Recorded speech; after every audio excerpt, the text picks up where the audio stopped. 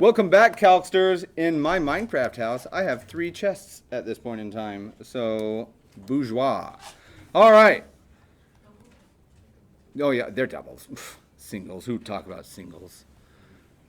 I do have a single, too. I didn't even mention it, though. All right, 1.4. This is the strangest thing that you're going to see, like, worded. And I don't like that light purple, so I'm going to pick a darker one. 1.4, our focus. And I think this is a one-day lesson. We'll see if that's really true or not. We're going to be talking about limits with trig and everybody's favorite, logs. Trig limits and log limits. Wonderful. Okay, right off the bat, we're going to learn a really important limit in just a moment. Our first kind of topic in here. It goes by 2 names. I like the first name that this book uses. We're going to be talking about the squeeze theorem. The squeeze theorem. Remember, THM is my shorthand for theorem. Okay. Other places, and I can't recall if your textbook does this or not. The sandwich theorem is another one that you might see this referred to as, but squeeze, I think, makes more sense, and you will probably agree. So, let's just get this theorem. Let's get a picture, and I think, and I'm making an assumption here, which is always risky, but I think that when we draw the picture for the theorem, we'll be like, okay, yeah, that's obvious. Let's see it, if that's the case, though. So here we go. We're going to let 3 functions exist. F, G, and H. These are functions that are continuous, so I'm just going to say b func on some interval. Don't care which interval we're on. We could call it a to b if we really wanted to, but it doesn't matter. If we have 3 functions that are on an interval such that, and remember I use s dot t typically for my such that, s dot t, we have the following relationship. On this interval, and in this little interval that we get to pick, we find that g of x is less than or equal to f of x is less than or equal to h of x. So 3 functions that could be the same value, but if they're not, there's a biggest, a smallest, and a middle function. Okay. Check it out. There's our setup. If we were to take the limit as x approaches c of the function g of x, which is that the little function, the big function, or the middle function? The little one, right? The smallest of the 3. If we take the limit of that, and we see that it is exactly equal to the limit as x approaches c of my big function, which is what function's the big one? H of x. Then, and we're going to pause just a second before we write this big conclusion. As we think about theorems, it's super important, one, not that just you have the theorem to use, like that is obviously important, but I want to make sure that you guys have the intuition to make sense of these if there's ever a time when I'm not here and you have to use your book or whatever the case is. Any gut feeling on what we're going to be able to conclude with this? I have 2 functions, and as I get close to c, my little function and my big function agree. Where does the third function live? In between. So if the limit of the little one is equal to the limit of the big one, and let's just say for fun, and there's a comma here, so this is going to annoy me, let's say it's equal to some number L. Just to say, look, they did exist and they're the same number. What do you think we can conclude about the last piece, the limit as x approaches c of f? It should equal L, right? Now, if you hear me say that and you go, what do you mean right, Holloway? I don't understand this. That's okay. The picture will help a ton.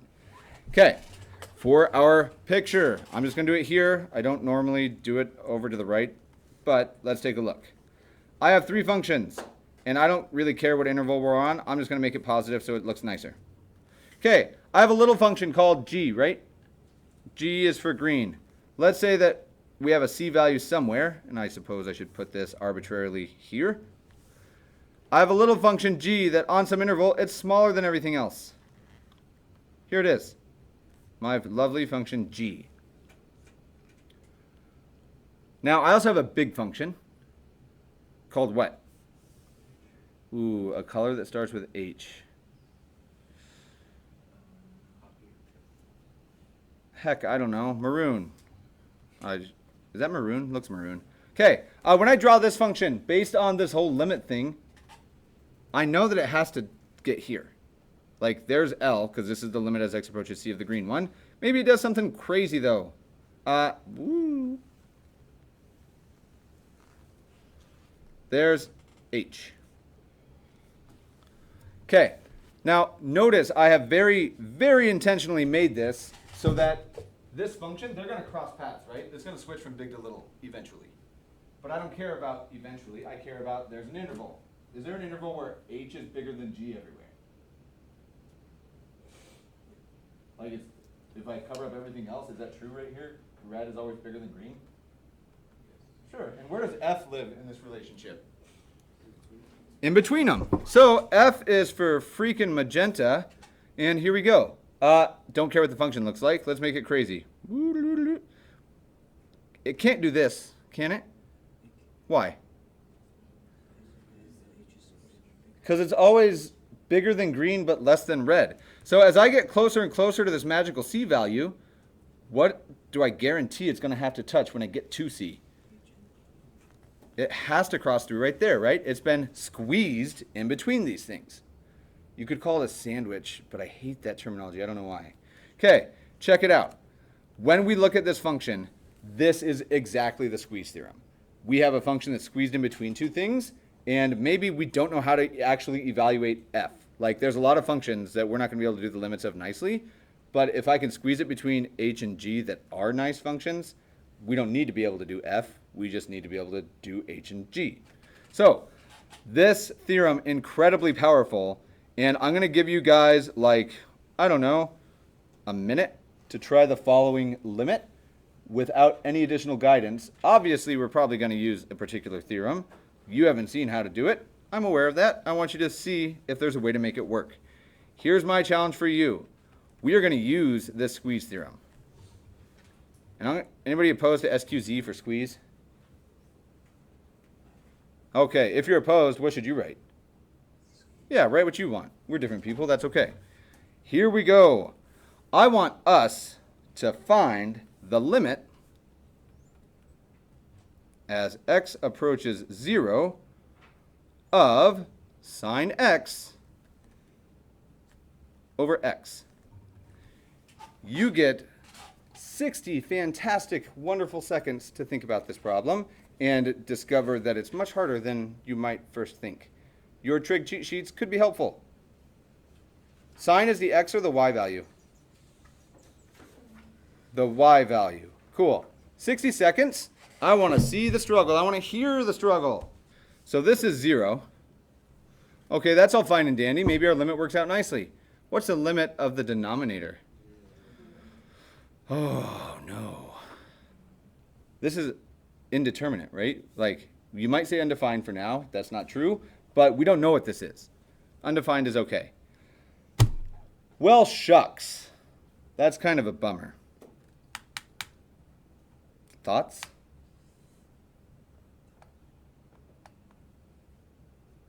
Okay, that's fair.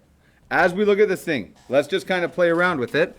Do you guys agree that if we were to take sine x, it is always stuck in between some numbers? What's it always stuck in between? 1 and -1. It can never get bigger than that. Everybody agree with that?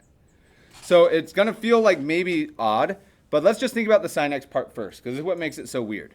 If we were to try to stick sine x somewhere, we know that it's always less than or equal to a 1, and simultaneously, it's always greater than or equal to -1. Everybody okay with that first little part? Okay, now, if I wanted to, and we do, we can try to squeeze this thing in between a couple different pieces, I think. And notice we don't quite have the argument here yet. That's okay. If we were to take sine x over x, could I make it over x here? Like, could I do this? Kind of. If you're apprehensive, why? So x is going to 0, right? So there looks like there's an issue. If we do a little trick here, and let's just play around with this. Could I multiply this middle one by x if I wanted? I can, and I'm going to switch colors so it's really clear that we're doing this step by step. If I multiply the middle part by x, where else must I also multiply by x? So could we change this to a negative x and a positive x? So now we know that x sine x must be stuck between x and negative x. Everybody still on board with this? Okay. If I want to now make this look a little bit more similar to what we did a second ago, could I divide everything by x once more? And it feels like we're kind of running circles. That's okay. Like, I'm allowed to do whatever I want to each side of an inequality. Cool. Okay. So now in this middle piece, we have x sine x over x. Still cool? What happens over here? So what's x over x? You're right.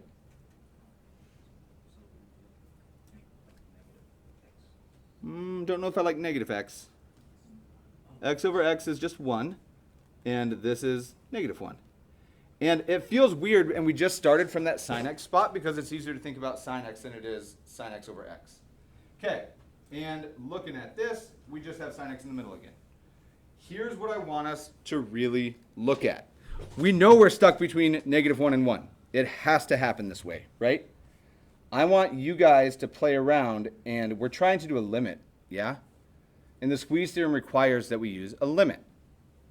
I'm going to give us a little bit of time. I want you to play around with it. I want to see what ideas do you come up with, good or bad, right or wrong, doesn't matter. But before we do, I want y'all to stand up really quick. Yep, everybody stand up. We're going to turn around, and we're going to give a big round of applause to a visitor to the classroom. Yeah! All right, you guys get 2 minutes. I want you to introduce limits into this problem and see if we can crazily stumble upon how this is going to apply. All right, looking at this, when we take limits, I assume that we got a little stuck somewhere. Or not, we'll try. What do you think we're going to take the limit as we get close to? The limit as x approaches 0, right? Okay, so naturally, my guess, and I didn't look, I was trying really hard not to come and like observe your observations with stuff. It would be this is less than or equal to the limit as x approaches 0 of sine x, which is less than or equal to the limit as x approaches 0 of 1. Did anybody write this on your page? We took the limit of each part. Okay, so maybe you did. If you didn't, just real quick, algebraically, have I cheated? Now, all we've done at this point, in all reality, is just say that, okay, well, I know that whatever that limit is at sine x, it's between negative 1 and 1, right? Okay, here's where I think you're going to hate me. 2 things. First one, I might have written down the wrong problem. Time. That's okay. I gave you a problem that maybe was a little bit harder than intended. We are going to fold up this problem in our minds for a second, and we're going to see this limit's kind of hard, right?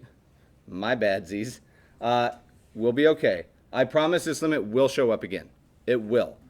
We can play around and try to prove this over and over and over, but here's the deal. In chapter 7, we come back to limits really briefly. We're going to put this in our pocket. We're not going to forget it. When we get to chapter 7, we're going to see that this is a 10-second problem. My bad. Did you guys struggle with it and try something? Are you okay? Like, do we need to debrief and talk about it? Not a chance we're going to go to degrees. But I was being kind of snarky there for a second. Like, my bad. But realistically, it's okay if stuff is hard. We're going to see this problem is not hard. We're going to do the right problem. Whoops. All right. It's not to do with an identity. There's a much easier way to do this. Unless you guys want to do a big proof, I suggest we come back to this, and I'm actually going to write this here so I don't forget it. The limit as x approaches 0 of sine x over x. And let's see, today is September 5th. I'm not going to erase this, and I'm going to take a guess here on when we're going to see it. Yeah, I'm just trying to think of the date. We are going to shoot for 3, I don't know if whatever the closest weekday is. We're going to shoot for this, and we're going to revisit this exact problem and how to do it on March 25th. March 25th. Okay, that is my bad. Should we do the right problem? Yeah. All right. So, if you're just dying to know, like, and this is going to eat at your focus for the next however many months, if you want to look this up and see the easy approach, you won't understand the math yet, but turns out it's as easy as using El Hospital. No, where's the S? You said hospital. No, everybody does that. All right, should we do the right problem this time? Whoops. My bad, guys. I'm going to say ... real quickly, and then I'm going to give us the answer. I'm, like, incredibly embarrassed right now, just for the record, like, mortified.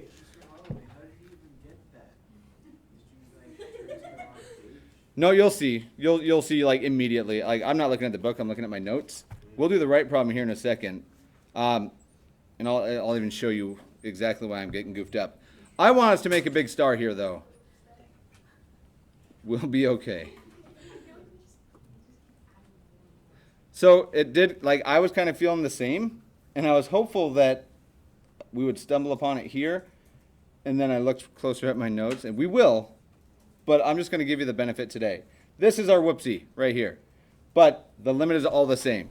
So I'm going to give you, real quickly, memorize this. Okay, we'll come back, we'll prove it or derive it. We're going to use a different letter instead of x. Okay, 2 needed limits. We are going to use the heck out of these. We'll talk more in depth about this one on March 25th. But 2 needed limits, commit these to memory. First one, if we take the limit as, oh my gosh, what is this? Theta. If we take the limit as theta approaches 0, it doesn't really matter if it's x or theta, but we do sine of theta over theta. Notice, here's this, hence why I did this problem on accident. We don't know how to do it yet. We're going to do a graph really quickly. Sine theta over theta is our limit. Okay, check it out. We can't do it just direct sub. Hey, it's already here. But let's see what happens. Put on my numbers, put on my axes, put on my grid, put on my drip. All right, sine of x over x. What is the limit? What? It's undefined there, but that's not what we're asking. It's 1, right? I get really, really close to 1. What's the limit as, I'm not going to say the whole thing. Sine theta over theta. What's its limit? 1. Commit this to your memory. Okay, we will see this. We could do a long, convoluted proof of this right now if you want, or we could spend, like I said, 2 minutes maximum on March 25th. Okay, there's one more that I want you to make sure you have locked in, and maybe, just maybe, there's a third one coming soon, but we'll get there. Okay, the other one I need to know, and you guys need to know, we don't have a good justification for it yet. I'm going to use x for fun, because it doesn't matter. If I were to take sine of ax over bx. Notice the change. A and b are just numbers. Our argument is changed. Turns out a over b. Now I'm going to propose we do the correct problem. Cool. Here's the deal. You guys all adamantly said you don't want homework this weekend, is what I heard you all say, right? Yeah. Okay. Not a lot of enthusiasm for that. Cool. I know you guys probably don't really care, and thank you. Check it out. Here's what my notes look like. Like, I've done all this, right? Like, I take crazy detailed notes. So notice what happened just now. I love the squeeze theorem. I think it's awesome. And I knew that these limits were going to come out. This is the limit that we were supposed to do. Yep. I was supposed to do this, and I saw it and I said, okay, we're going to do an example of it. And I'm so excited that I'm going to write this, and it's going to kill me. So here's what I'm going to ask that you do, Riley. We're going to do this problem. And Kalisha, don't just, and about half of you, close your books for now. Cool. All right. We're going to do one problem over the next 5 minutes. And we're going to call this A sub 2, since this is our second attempt at example A. And let's solve a limit. So this one is going to work much nicer, I promise you. Let's do the limit as x goes to 0 of this awful thing, x times the sine of 1 over x. All right. It looks worse, I think. It's not. Okay, we're going to start very similarly, and again, terribly sorry, mortified, like extremely about this. But am I going to be okay? We'll see. I don't know. I got a long weekend to cry about it. Cool. We're going to use that same logic, though. If I wanted to stick sine of x or 1 over x, it doesn't really matter. If I take the sine of something, it's always stuck between two values. What are those values? 1 and negative 1. Everybody agree with this statement? What? Negative 1. Sorry. Okay, sine is always stuck there. It's just anything on the trig that's cosine or sine. These are the bounds that we have. Okay, this is not the limit that I'm trying to solve, though, is it? What is this missing? Can I multiply the middle one by x if I want? As long as I do it where else? The other sides of the inequality. So if we go one little step, can we get to this? The sine, x times the sine of 1 over x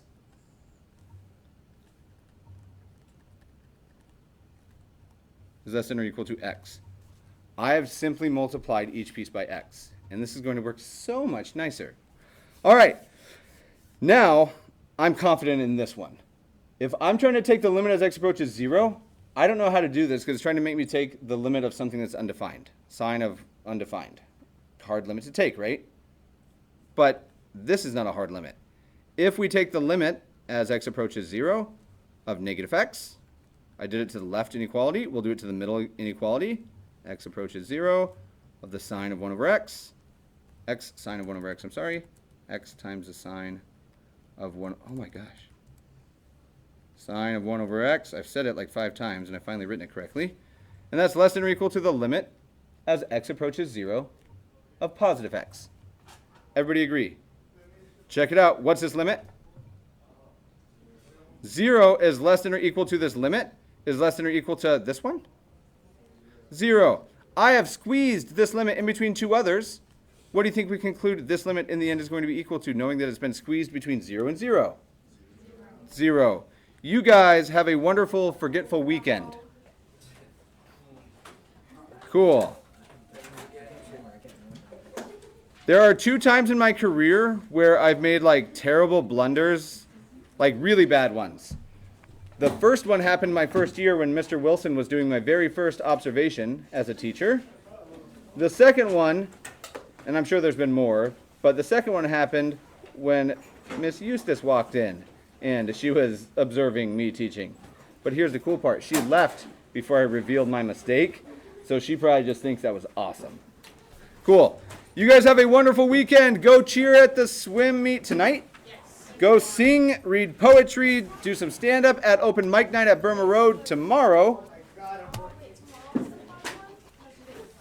Tomorrow, there's a what today?